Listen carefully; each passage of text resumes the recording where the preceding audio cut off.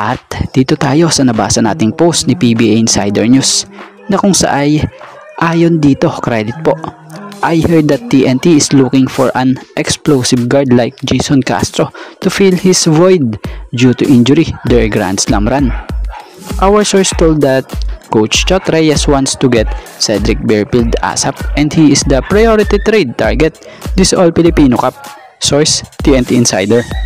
So para sa opinion natin dito, no, kung talagang gusto talaga si Cedric Bearfield nitong TNT, magpapakawala pa sila ng player. Syempre, Blackwater di papayag na hindi nila magagamit yung maaaring makapalit nito. At hindi yan papayag na ganon-ganon player lang ipapalit kay Bearfield.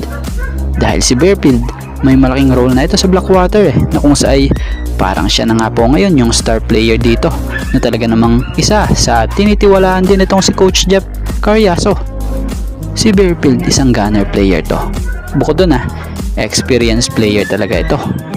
So kung yung pupunan kay Castro ang hinahanap ng TNT, dun pa lang, sa nambatak pa lang nung nakaraan, solve na talaga ito Tapos ngayon, nadagdagan pa nga po ng another guard na shooter na si Simon Enciso etong TNT na isa rin nga pong champion player ito. So kung si Bearfield talaga nais nila ASAP makuha, possible kilalang player din ang nanaising kapalit ng bossing dyan mula sa TNT.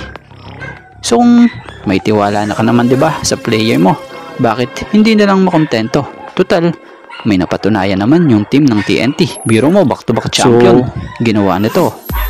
Nakita na rin naman natin yung kakayanan ng guard nila. Kahit wala nga si Castro, napa-champion nila ang TNT, diba? So kung kayong tatanungin, ano naman sa inyo at ano naman para sa opinion nyo ang masasabi dito sa ating nabasang ito?